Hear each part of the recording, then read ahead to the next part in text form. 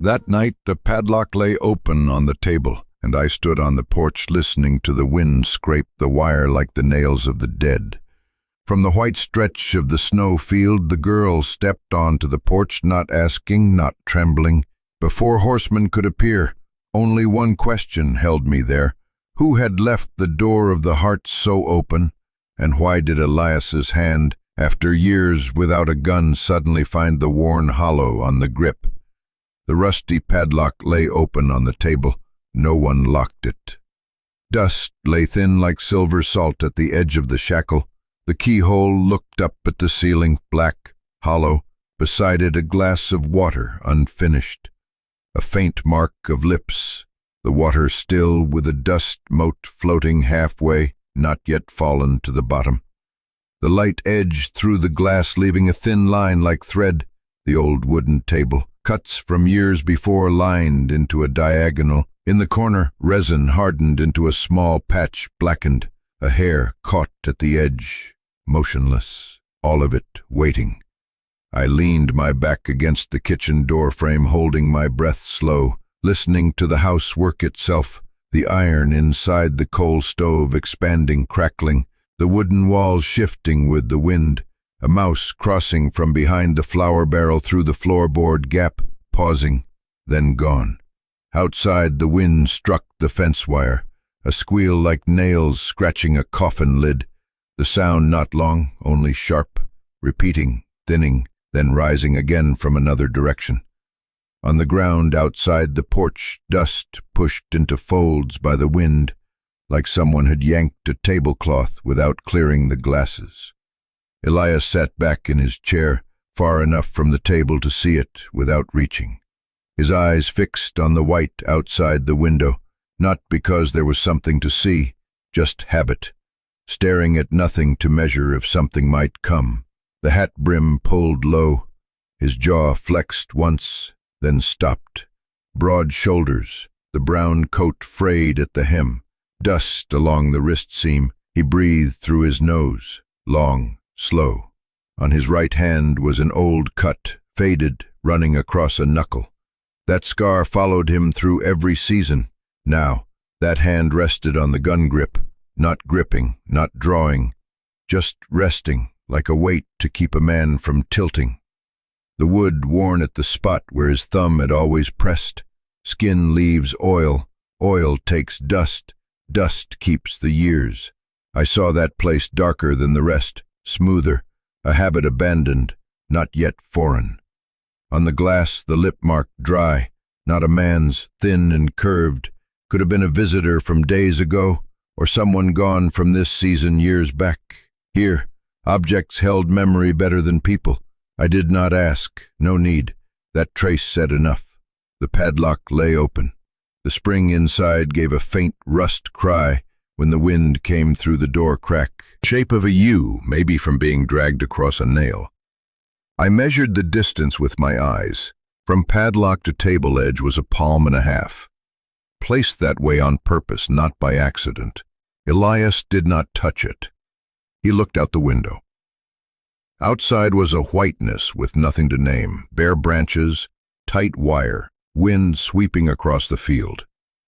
The house sat between three rises, one low as a shoulder, two others leaning together like a collar. If you stood on the porch, you stood at that collar. Anything coming would echo before reaching the steps. In the kitchen, the kettle sat askew on the coal stove. The lid tapped lightly, like a heart coughing to remind someone still sitting still too long. I did not pour, left it there. Warm metal mixed with half-burnt wood. A smell that wakes, not one that pleases. On the shelf, a jar of salt. Its lid screwed askew. At the bottom, the sweat of salt crusted white. I reached and tightened the lid. A small act. But in a house empty of words, a small act spoke as loud as a long sentence. Elias did not turn. I saw his back loosen a little, like a man hearing the trees hold still after wind. His coat hung on the other chair. A bulge in the pocket, maybe cartridges. The leather strap of the holster brushed the chair leg, leaving a faint shine on the wood. The floor wore shallow basins from repeated steps. His boots sat at the threshold, Dry mud cracked, earth dust hardened at the sole edge, gray-brown. Their stance said he would leave, but not yet. The wind pulled once more across the wire. The squeal shifted direction. Another sound floated with it, not even like tin alarms, not the snap of leather on post. Could be the old goatskin left hooked on the porch nail, forgotten yesterday. I remembered I had hung it when the sun was low. The hook might have slackened, letting the hide flap with breath. I meant to go fetch it. Elias lifted his hand from the gun grip by one joint, then set it back. He did not say, "I will." He did not say, "Don't." In this house, many things were decided by silence. The glass still there, the lip trace still quiet, the dry ring below paler than the new one. Proof someone had set it down in the same spot many times. My eyes slid along the table grain. The lines slanted down toward the glass, like a water channel used over and over. On the bank of that channel was a burn mark, round, the size of a pipe bowl. The burn darkened, polished. That pipe no longer on the table. It lay on the upper shelf, mouth up, bowl black with resin. Inside, a thread of ash unfallen. I did not touch. In this land, touching anything was touching someone's memory. Elias exhaled. A thin white thread of breath blurred, then vanished. I heard his shoulder joint crack once, from cold. He raised his eyes from the window long enough to glance at the padlock. Steps, who did not want to be heard. I heard, and knew he was not counting, just giving his heart a reason to keep its rhythm. I looked at the padlock once more, imagined what it once locked here, a chest, a stall door, or a small box. But it locked no more. Seemed not for a long time. The spring inside tired. In this house, some things were held by memory more than by iron. When memory tired, folks often laid such things on the table, open, letting dust cover half the work. In the corner, a chair, with a broken armrest braced by rope. The rope rubbed wood into fiber dust. I pushed a finger, letting that dust fall. Fell so small, but still I heard it clear, because the house was quiet, quiet as noon, before the wind shifts. Outside the window a crow swept low, no cry. Its wings brushed close to the wire quivered, making a strange sound, half between metal and hide. No one on the road.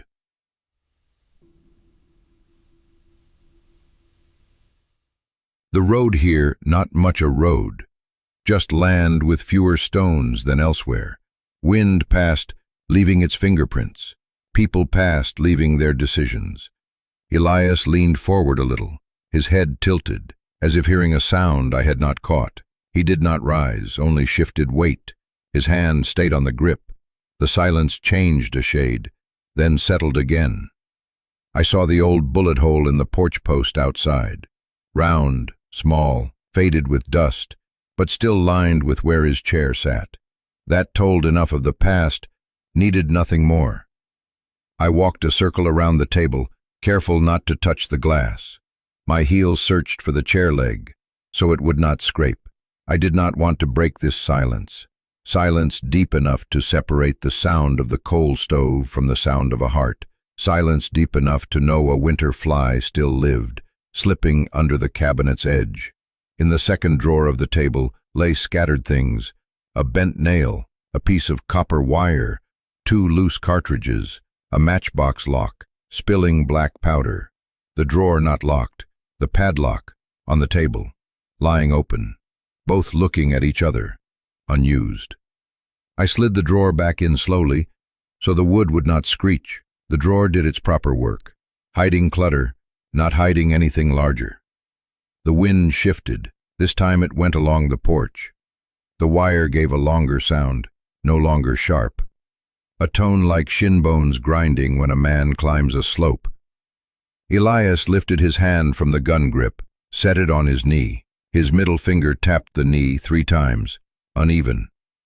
I saw him decide to do nothing. Doing nothing had the shape of an action. The glass lost another drop. A line of water slid down the side, reaching the lip mark, then stopped. I bent to eye level to see it clear. In the water, the padlock's shadow inverted. It looked like a small open mouth breathing iron. I straightened, groaning. By an object no longer in its place, Elias stood, slow.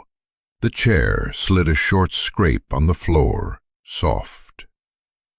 He did not belt on the gun, nor touch the padlock.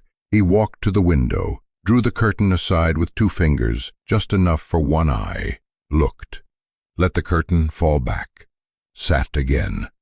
Same position, same hand, only different. The breath held 1 beat longer. I heard the tin roof patch clap once in the wind. Nails held. A speck of dust on the table shifted half a span.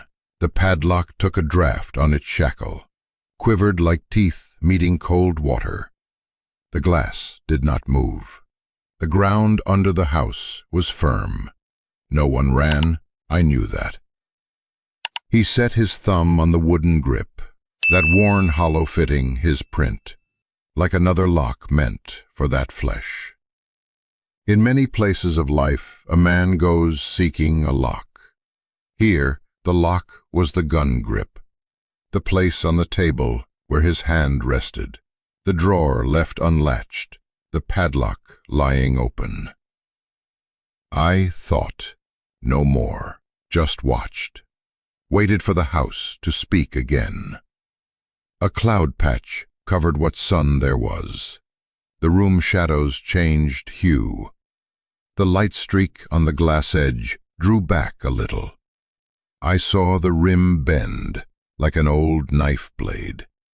On the floor, grains of sand rolled, stopped in the plank seams. A sound so small you had to tilt your head to be sure. I tilted, heard. From afar, no direction clear, a sound heavy, then light. Not enough to call a step, not enough to call a fall. Only like the heart of the house shifting, from slow beat to strange. I looked at Elias. He did not look at me, his eyes still on the window, his fingers no longer counted on his knee. Silence. The padlock, still open, lying there, iron gray, rim rust gold. Its mouth gaped a slit like a joyless smile. I felt if someone stretched a hand to shut it, the spring would cry like a weak bird, unable to fly. No one shut it. No one needed to. Some things, left open, were a way of keeping watch. The wind passed again. The fence wire sang. This time, the sound stretched like a sentence, swallowed halfway. I looked into the whiteness outside the window. No one there, but the emptiness bore shape of what was coming. I swallowed dry, the sound small as a grain dropping into the glass. Elias slid his finger off the grip, tapped the tabletop once, short, dry, like a signal to himself. He looked at the padlock once more. Edges, not yet a person, but near. I knew because the house knew first. Here everything came through objects before it touched flesh. We only came after. We only listened back and held our breath until the first sound struck the step from afar across the white ground. A dark speck swayed like someone learning how to stand. The speck grew, then showed the form of a girl. Hair stuck with ice, each strand stiff, streaking the collar dark. Dress wet, its hem clung with ice crumbs like salt. She stepped straight up the porch without glancing, without a word. Her heels struck wood with a heavy, weary thud. I pushed the door open a little more so the wind would not blow in her face. Snow dust slipped past her boots, melted at once, streaking gray across the planks. She stopped at the porch edge, not stepping inside. her face shut tight like a cast-iron lid. On her wrist, near the bone, a faint ring under the skin, not new. She kept her hands in her sleeves, fingers curled from cold. Elias did not rise at once. He looked long, to confirm this was a person, not a shadow. Then he leaned, took the kettle from the coals, poured into the tin cup. Metal met heat with a thin ting. He set the cup on the step where her foot could reach without crossing in, said no drink, said nothing at all. She did not touch the cup, only set both hands cupped close around its body without holding. The steam rose, faint as smoke, seeping into cracked palms. The cracks ran across joints, pale gray, some breaking blood into small brown dots. The smell of wet wool mixed with hot metal. Her collar button had slipped loose, a thread poking out, trembling with each breath. The wind swept across the yard. The fence wire gave a short sound, like someone plucking a string without enough force. The tarp over the wagon jerked a corner, sprang a stake loose, then lay still again. In the porch corner, the old saddle hung on a nail, its dry leather crackling. The horse in the lot pricked its ears toward the porch, snorted a white gust, then dropped its head. Its haunch shook once, snow fell from its back, snapping as it hit the stall floor. I stepped back half a pace, leaving space between door and step. She did not come in. Sat down right at the edge of the porch, her back against the post, knees drawn tight to her chest, her two toes pointed off at uneven angles. Water from the hem of her dress dripped down into a dark streak. Sat as before, his eyes still on the doorway. The sky did not change fast, but the porch shadows shifted. The line of light withdrew, bit by bit. Drops slid from her hair, one strand breaking from the ice clump, sticking to her neck. She used a middle finger to pull it down, laid it in her palm, stared for a beat, then let it fall. The strand landed in the water streak, lying along the wood grain, unmoving. I took a rag, wiped the streak close to the threshold, so it would not sink further. The rag grew wet, heavier. Her toes shifted aside to give me room. She did not look at me, just enough movement. I heard her knee joint creak, very faint. That sound unlike wood, unlike wire. The sound of a body, slow, worn, but still bearing. After a while, the tin cup leaned toward her another faction, as if the cold drew it back. The steam nearly gone. She brushed a finger to the rim and pulled back. The heat only enough to remember. She did not drink. She only needed a warm object to cling a few breaths, like resting a hand on the back of a living beast. From the porch roof, a late drop fell to the step edge, bouncing into beads. The oil lamp inside not yet lit. Daylight enough to see objects, not enough to see faces. Elias stood, tightened the coat hook nail so it would stop rattling. He went into the corner, drew out a folded wool blanket, hung it on the chair back near the door. The blanket smelled of old soap and last season's sun. He did not offer it, left it there like a tame beast, waiting its name. The wind grew stronger. From the far trees, Russell gained direction. Snow slid off the gutter in a slab, sounding thick. The horse in the stall shifted, kicked the wall light. The reply dull but firm. She still sat, her face turned toward the yard. Eyes fixed on a point with nothing in it. Sometimes eyes cling to emptiness, so they will not think of other things. Elias went into the yard, silent, past the woodpile, past the frozen trough. He checked fence posts by shouldering each, listening for the rook beneath to answer. Each post with a voice, some deep, some hollow. He fetched empty tins from the shed. The kind once held horse fat and beans. With a punch, he made holes at the rims for leather thongs. I carried a storm lantern to the steps, cast light over his hands enough to see. His palms were thick with callus, the thong work raising iron dust. He hung tins along the fence, spaced by an arm's length, the leather straps old but still pliant. Each knot he pulled twice, then tapped the tin with his nail. The hollow ring spread, short, like a dry laugh. When the third tin hung, he paused to hear the wind. It went along the fence. Snow flew at knee height. The tins swung a little, did not strike, did not sound. He narrowed his eyes, not from disappointment, from remembering today's wind slid along the rib. Them opened again quick, like one more afraid of inner dark than outer cold. Her hands laid one on the other, nails short and blackened by old mud. Not today's. I set another warm cup nearby. She did not raise it. She needed to hold something warm more than drink. Some thirsts do not pass the throat.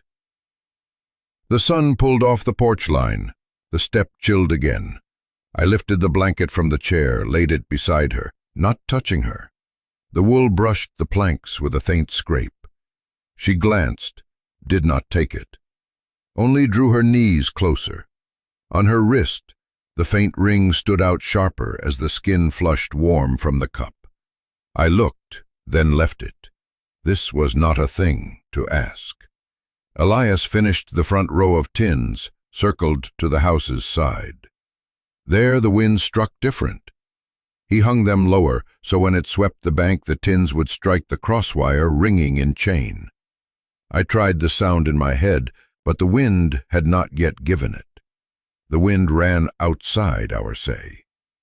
The day waned. The white ground dulled into gray-white, its edges gone. The lamp inside was lit. Its heavy gold spilled a short stripe onto the porch, stopped at the water seam. She still sat. Her body shifted slightly, more to ease ache than to change mind. I thought she might rise, thought she might slip along the fence, take the wind's line, the choice of the fleeing. No. She sat until the dark erased the names of every object in the yard. She made decision into a posture.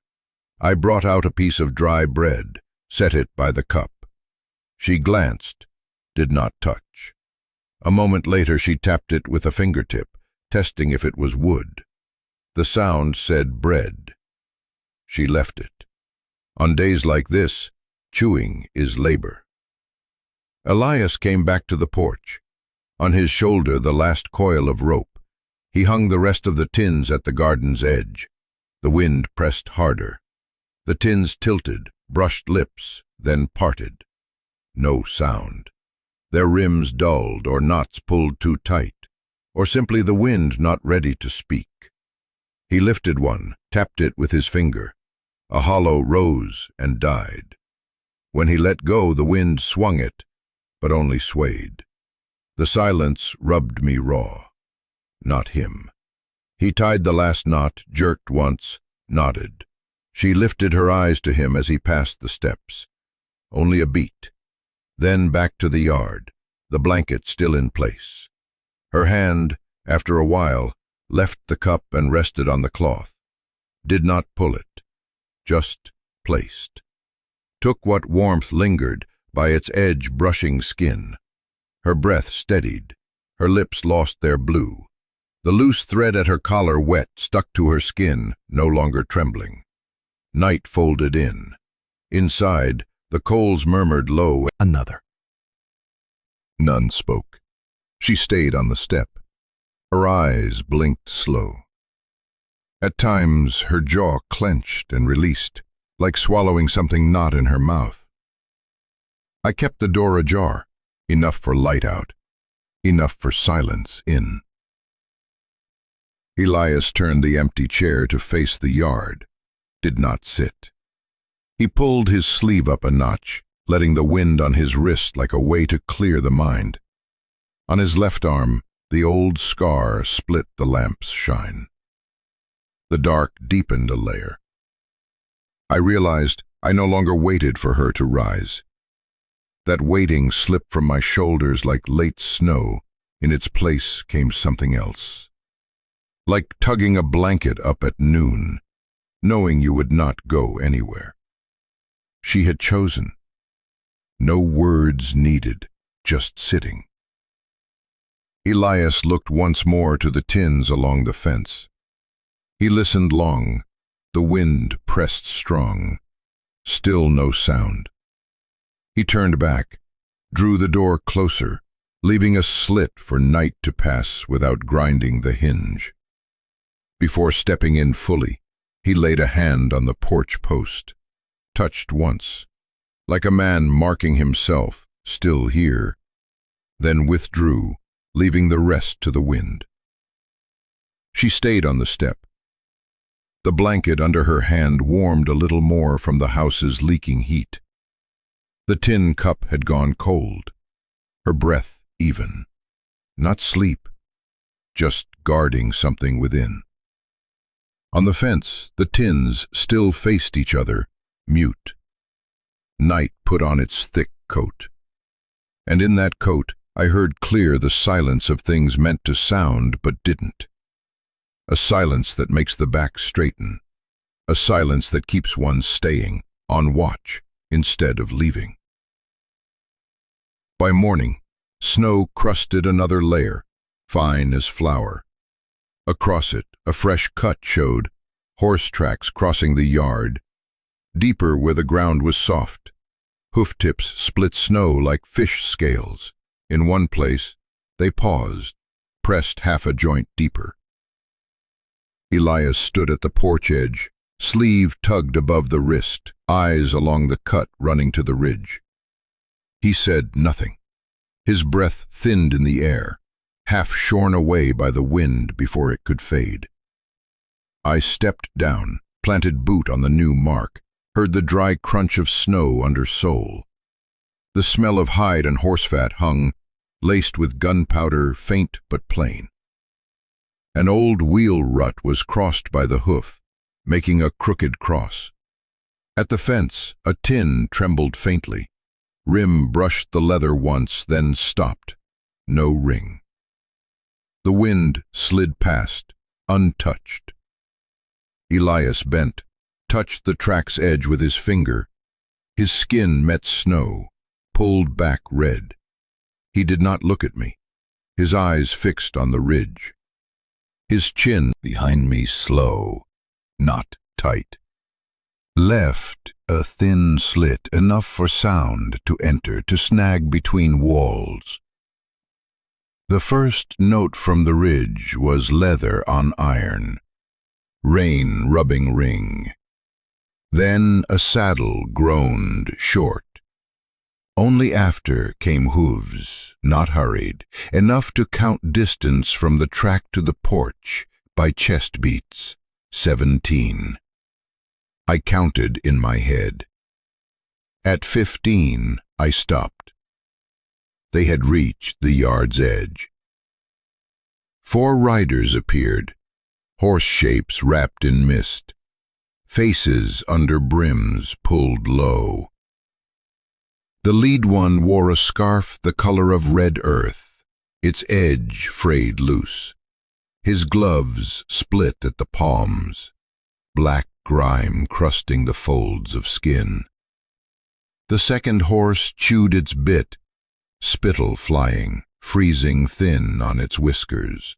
The steam from its nose broke into threads. They did not tie horses. Stopped at the porch edge, letting snow melt into their boots. The one in front peered over my shoulder into the house, as if through the door crack. He did not look at me long. He was searching. I shifted aside, let him see what he wanted. The half-open door, the table's shadow, the edge of the stove, and, if his eyes sharp, the padlock lying open on the table. "There's a girl come here."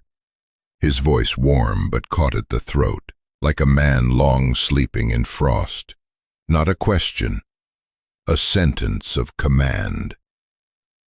His revolver slanted in its holster, the leather mouth scraping rust at the stud, leaving a bright scratch line. He looked past me, at Elias. Elias stood square in the doorway, feet set on the boards like bracing a post. His hands hung at his sides, not on the grip.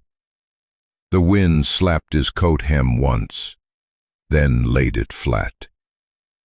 I heard the knee joint of the third horse crack faint. Its rider shifted weight, reins shook drops loose. The fourth did not look at the house.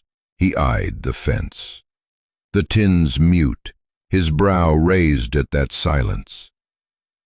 His horse pawed, snow bursting to his shin. No one replied. Elias spoke once, voice not loud. Here, a thirsty man drinks, a cold one sits by the fire. No but, no leave. The front rider lifted his chin, snorted. We didn't come to drink. He drew a crumpled sheet from his coat, opened it. The wind pulled a corner. I caught only a charcoal face, harsher than any living. He tapped its eyes with his finger. Not hard, just enough for out, the first one said. He let the word fall, dropped it onto the porch. Not loud, not hot, just dropped. I swallowed, my chest pulled tight like a cord winding. That was the moment when a sound sat in the throat, but no breath in the mouth. I raised a hand to my face, for nothing. Elias lifted his hand from his side. Only that far, no more. Behind him, the door pushed open another finger's width from the wind's brush. The light from inside slid onto the step, touched the edge of the lead man's boot, flashed dirty yellow. He looked down at that gleam, then raised the paper a little higher to keep it dry. The paper shook once, the rustle sharp as a knife being honed. I heard cloth on wood behind me, the hem of a dress meeting table edge. At the same time, the glass was nudged, slid one groove in the grain. The water leaned to one side, forming a curve. The padlock beside it, mouth open upward. Wind pushed in further, scraped the shackle, made a sound small as teeth hitting cold. I felt that sound through my bones. She stepped out, not rushed. The first foot on the step made no extra sound. Her wet hair had half dried, stiff near the neck, soft elsewhere. Her lips less blue. On her wrist, the faint ring still there. She did not look at the four men at once. Her head dipped, eyes adjusting to the white yard. When she raised it, her gaze slid first across Elias, touched his shoulder, then went beyond. No one told her to speak, no one asked. But she spoke, voice hoarse from cold. I go. The two words fell in the porch planks without echo. They did not seek leave, did not explain. They struck in my chest once, then caught in the cords inside. The lead man laughed, faint, as if he had waited for that line. He turned his wrist so the paper would not block his mouth. The two behind slackened their reins, let their horses stand wider. Elias did not turn. His hand clenched the grip. This time his thumb found the polished hollow in the wood, the place worn smooth by years of skin. The hollow closed around his print like another lock. The sinew rose under his wrist, not blue, only taut. He did not lift the gun. He did not leave it. That clench was a decision. And stopping at the clench was also a decision. The leader jerked his chin toward the step.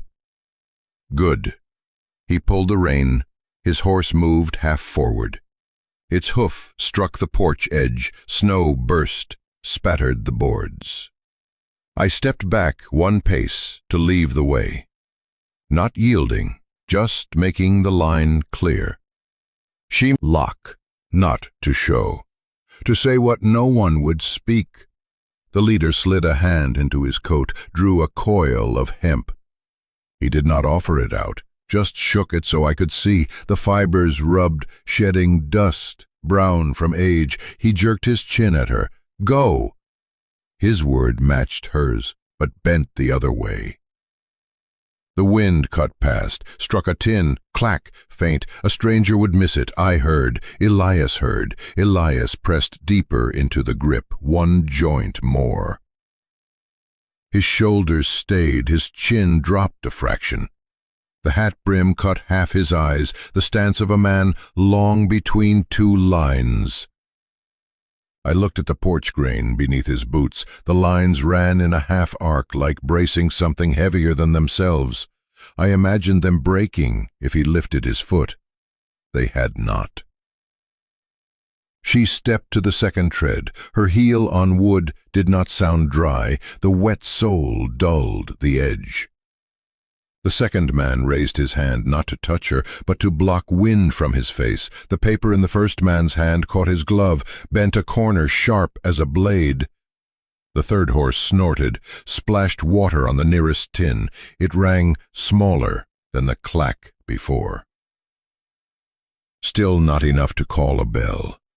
I turned my head a little, looked inside. The glass leaned near spilling, beside it a wet streak in a fan where a sleeve had brushed. The wood there dark like print. The padlock caught a drop from the glass, resting in the U-shaped scratch. The droplet swelled, held, darkening the rust beneath to black like ink. My throat tightened, a kind of choke not born on the tongue. Go! She said again, softer, as if to the wind's face. No plea for hand, no reaching out. The word slid down the step, merged into meltwater on the plank. The leader turned half on his saddle, seeking Elias's eyes. Found nothing, only the hat's shadow and the cord in his wrist. Elias did not answer. His hand left the grip for half a beat, then returned, like a man testing if he could stand without the wall at his back. He stood, but I knew from the jaw tightening once he had chosen his place. On the porch's edge, between house and snow, between the open lock and the other man's rope, the wind swept the yard, carrying iron, leather, ash, pressing into our collars. The fence tins clashed, burst a string of rattles, then stilled. Sounded like teeth clicking when someone swallows what will not go down. The 4 horses tossed their heads. The leader yanked rein, his sleeve riding up, showing an old bruise. He looked at her once more, then nodded, not to her, to the fact he now held what he came for. She stepped again. Her right hand clenched, nails dug into flesh, leaving 4 pale tracks. The faint mark on her wrist still there, sharper in the white glow. I stopped in dust. On the table, the padlock unchanged, open, and it was the thing that tilted the house to one side. No words needed. Elias pulled his hat lower a finger so the wind would not sting his eyes. He tilted his head enough to show half his face. At his lip corner, an old cracked line, same as the fine scratch on the padlock's body. It flickered once, then stayed. His hands stopped clenching, did not release, only stopped, like a man shifting his weight from fingers into heels. She stood level with the step, close enough that her breath touched the chest of the second horse. The animal snorted hard, nostrils flaring. The second man still shielded his face from the wind, eyes slanting through his fingers. The fourth lowered his hat, letting shadow fall clear, showing a gaze with nothing in it but habit of weighing. All of them waited for a sound. That sound did not come from any mouth. It came from the strain inside the house, where the lock lay open and no hand moved to shut. "Done," the leader said, like closing a ledger. He pulled the rein. The horse stepped back half, then turned. His eyes slid across me without staying, across Elias without changing. She did not turn, did not look back at the house. Her step into the snow printed new marks, layered over the morning cut, making a silent staircase. I did not call. No one called. The fence tins stilled. The wind shifted, slid the ridges back, carrying the smell of hide and iron away. Inside, the kettle rang once more, then lay quiet. On the table, the last drop in the U-groove spilled, ran down the lock's body, fell to the wood, leaving a black dot. I looked at it, as at a word spoken that cannot be swallowed back. The ground before the porch had hardened overnight. Snow dust covered the old mud streaks. The lead rider had barely pulled his horse half round when the shot came. Dry, short, driven into the earth between his boots and the step. Cold dust and grit spattered his leather, clung to the cracked mud like tiny eyes. His horse reared part way, froth at its mouth, bit grinding crack on its teeth. The four said nothing, only gripped reins tighter, shoulders drawn taut as bows. Smoke vanished fast in the wind. Elias's barrel still pointed to earth, low, not a dare. He held his breath inside, would not let it leave as sound. The grip's hollow fit his hand's worn flesh, steadied him like a post sunk deep. I heard no word, only saw the man's brim jerk faint, like remembering a door left unlocked, then forgetting. The rider looked at Elias only briefly. His eyes dropped to the bullet's mark in snow, where a struck pebble had rolled to the porch seam, trembling before still. He brushed mud from his boot with a failed motion, the mud frozen. The paper in his hand tucked beneath the rain, its fold stiffened into a hard crease. He folded it, slipped it into his coat.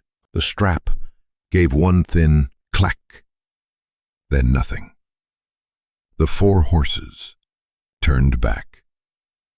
No heels struck, no spit dropped. They withdrew, step by step, shoulders firm. Their shapes thinned in the gray-white, leaving four lines of hoofprints stacked, like four hurried, unreadable sentences. On the porch, the drop kicked up by the pebble melted, leaving a dark spot on the board. The house horse pricked its ears, then bent to hay. She still stood at Elias's side, the faint circle on her wrist unchanged. I looked at her boots, soles wet, young mud clinging at the edge, pressed into the grain like false hoof marks. Wind pulled strands loose from her hair. She did not speak. Her head dipped slightly, as if letting the wind pass her face for ease. I opened the door wider, stepped in, leaving silence a place to settle. The stove breathed even. On the table, the old glass rimmed red with dust and water rings, the dry lip mark darkened, the rusted lock still open, its body stained where the drop had run.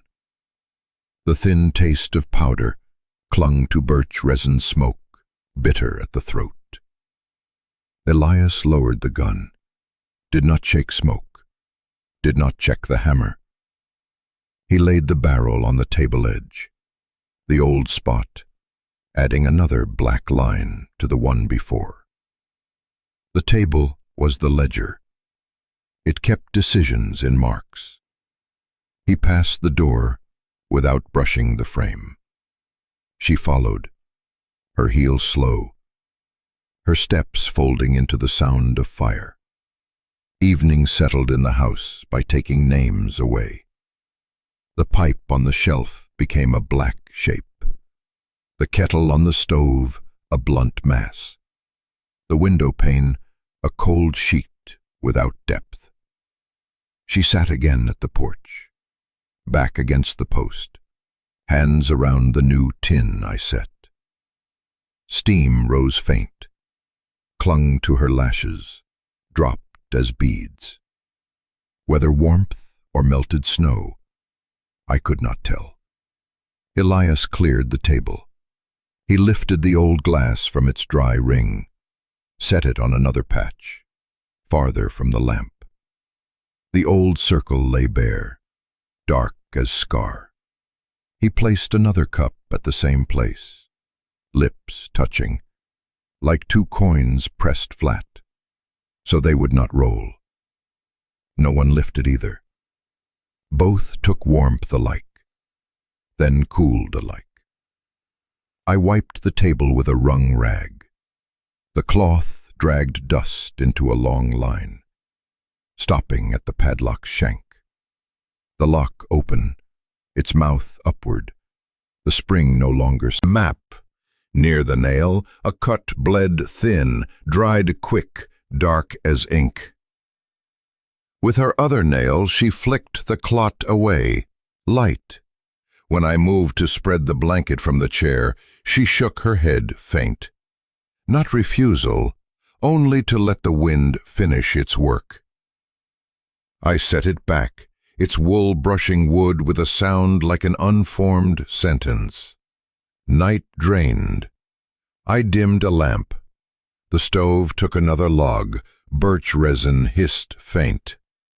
Elias hung the empty bucket on the second hook by the door, so morning would recall to dump ash.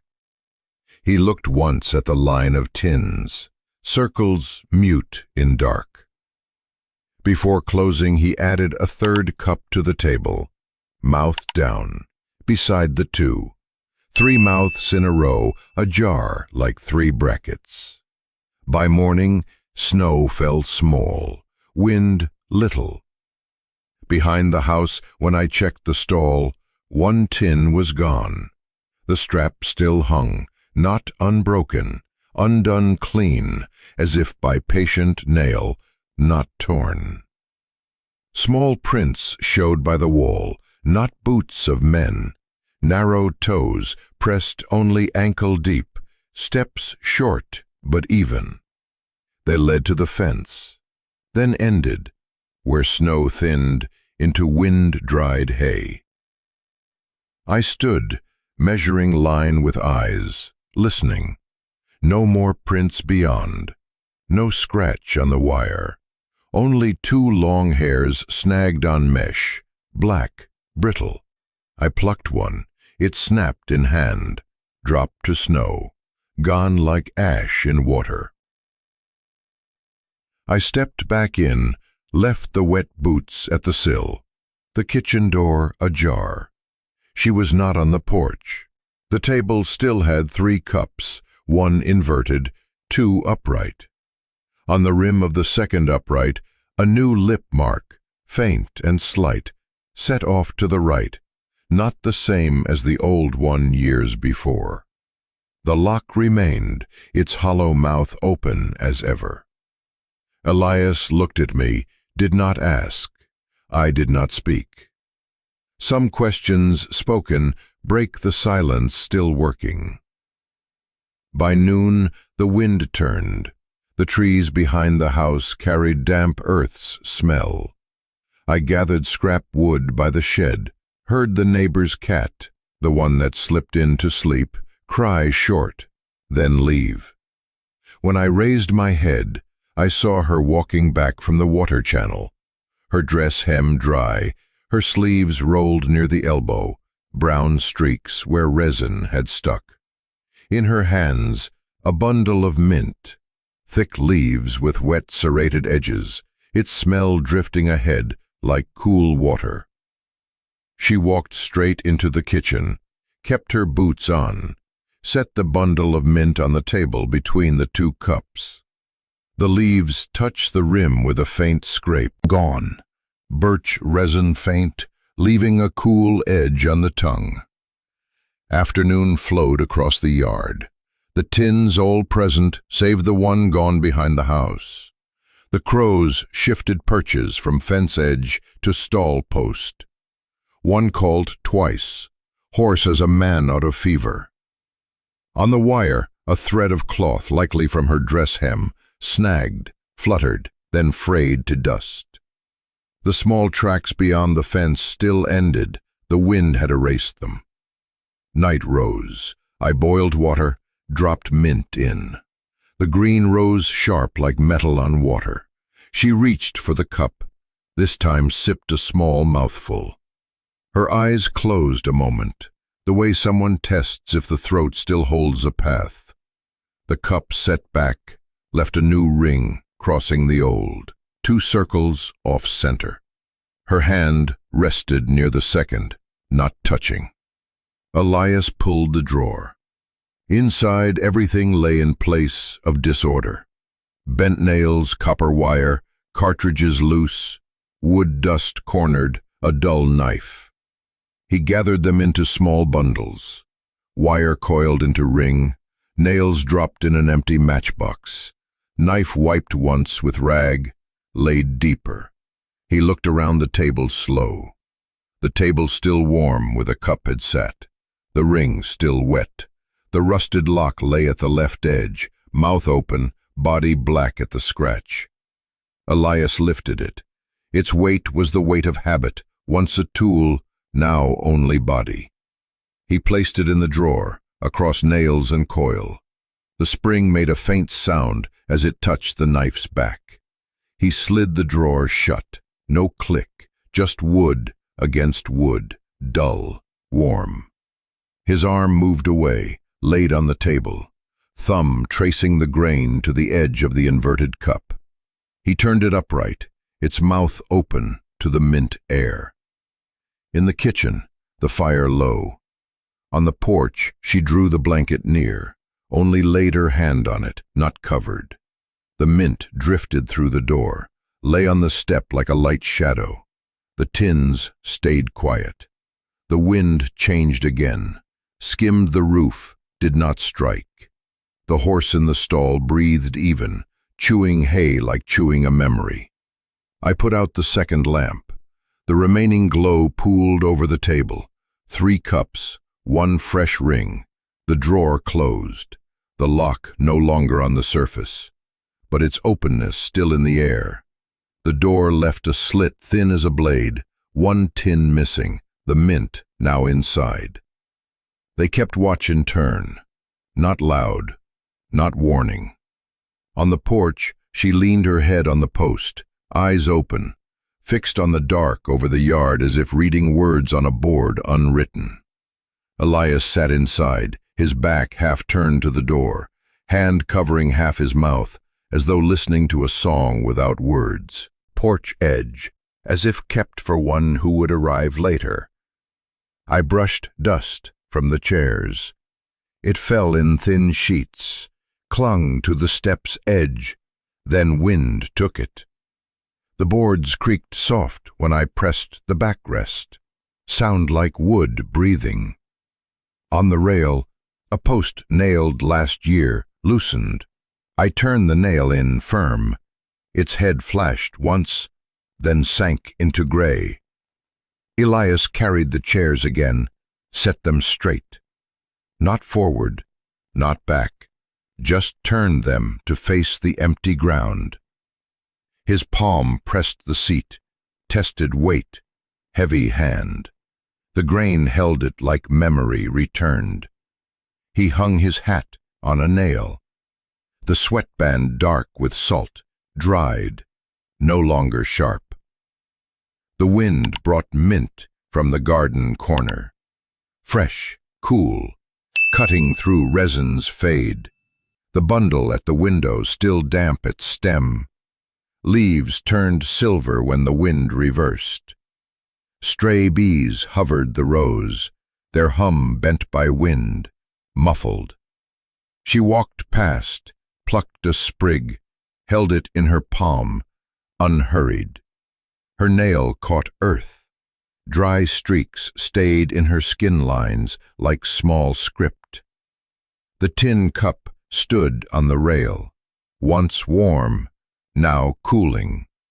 Water beaded down, streaked the board pale. Inside, the surface flat as a coin laid still. A fly landed, touched, withdrew. The sun pulled off the rim, its beam shifted onto the folded blanket, settled like silver thread. She stopped at the step, touched the blanket's edge, did not draw it, only smoothed it. the cloth warm, faint from late sun. She sat in the chair without it, her back straight, head tilted to the yard, waiting for the wind to pass.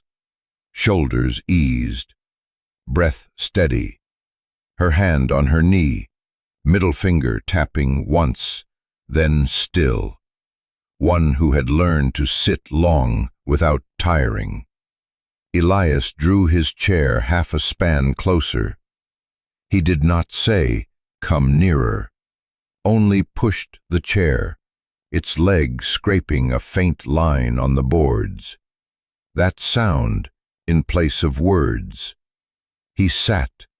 His heels struck the porch twice, fixed. His chin dipped to keep the wind from his eyes. From the stove, the kettle lid chimed once, then quiet. No one rose. The cup on the rail was enough to say the fire was resting. The row of cans hung along the fence shook very lightly. The one missing behind the house still had not been found. The rest felt like a hollow string of bells. The wind nudged. They touched each other, biting. In the kitchen, yellow light ran on the wall, turning into the color of molasses as the sun receded. I walked past the table. 3 cups from yesterday were still in place, one upside down, 2 upright.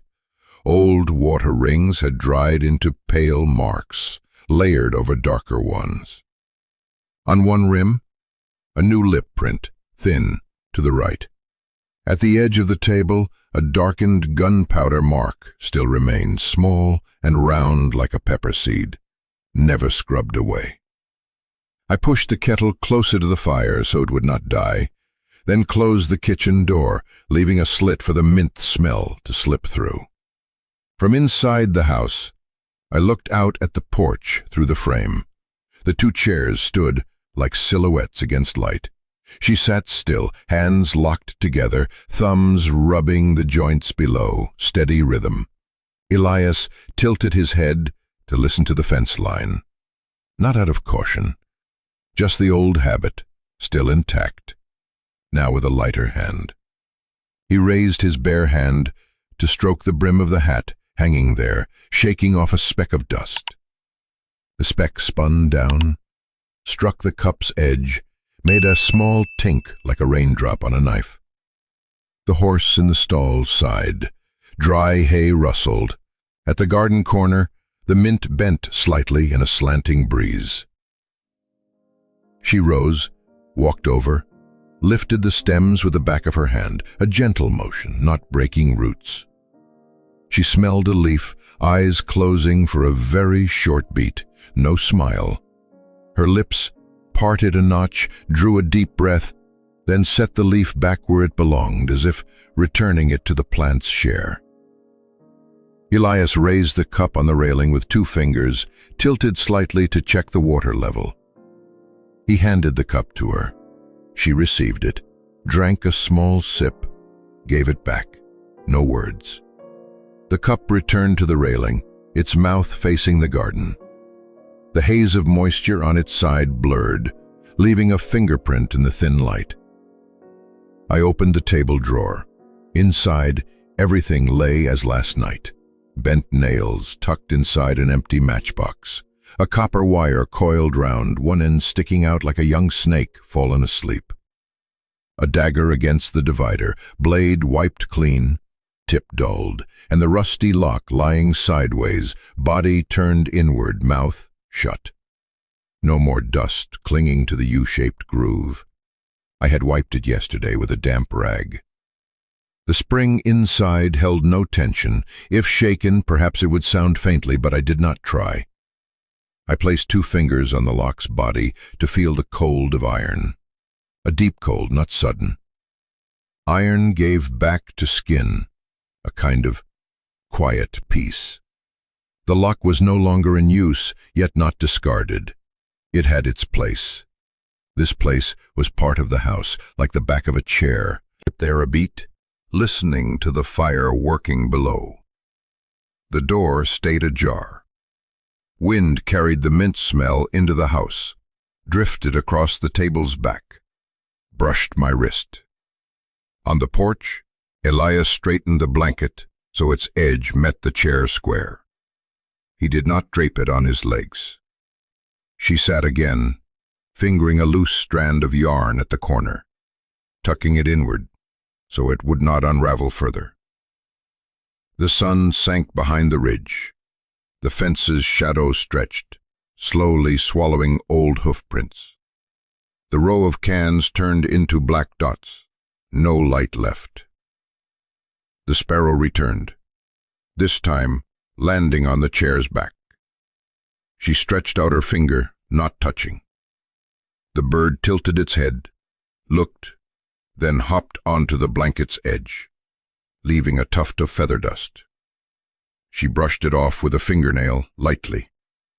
The bird flew away, leaving a brief flick of air.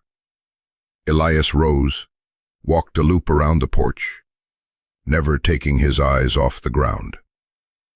He bent to pick up a piece of old string, slid it into his pocket. When he came back to the chair, he laid his hand on the armrest, tapped 3 times with his middle knuckle.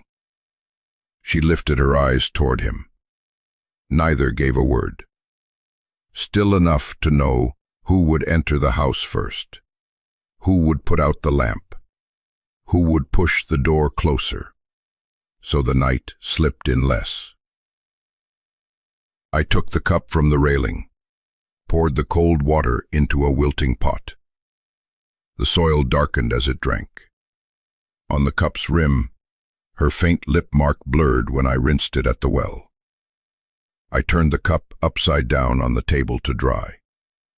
The day's last water ring came out rounder, sitting atop the others, like wood grains winding into one pool. The wind faded. The mint smell still held in the air, low and steady, no longer sharp. The coal stove ebbed down, red glow shrinking into a corner. I set the kettle's lid half off, so it would be easy to light again tomorrow. The chairs on the porch still stood, the blanket still folded. The door stopped quivering, holding its gap just as wide as a knife blade. I passed through the kitchen one last time, opened the drawer again, only to look. The rusty lock lay still, the iron surface darkened in shadow but not dirty. It was silent, in a way different from yesterday's silence. Not waiting to be lifted, not afraid of being forgotten. Only lying there. Its work now was to lie in place. I closed the drawer, holding the pull with 2 fingers to keep the wood sound faint. On the porch, 2 chairs faced the ridge. No one sat. No one kept watch. The mint scent lingers side by side, the thin mint scent in the wind, and in the drawer, the lock lying still, no dust, no use. Some wounds close that way, not with a click, but with the end of needing a lock. Freedom, in this land, is sometimes just leaving a door open a slit. Whoever passes may pass, whoever stays may sit down, pour more water, leave the other chair as it is. If you want, leave one short line. In your life, what object deserves to be placed in a drawer? Closed, but not locked.